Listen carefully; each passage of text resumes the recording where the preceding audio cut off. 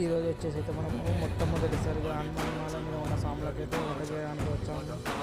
పాలకూర పప్పు, సాంబారు, ఇంకా ఆలుగడ్డ టమాటా, అట్లనే బెండకాయ ఫ్రై, చీర, పాపడు, మిర్చి, ఒక 25 కిలోల వైట్ రైస్, టమాటా చట్నీ. ప్రోగ్రామ్ వచ్చేసి 100 మందికి.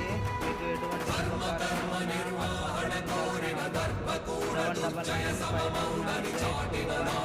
అన్ని ప్రసాదం నైవేద్యం చూపెట్టి తర్వాత దీక్ష కూడా చాలు చేసుకున్నాం.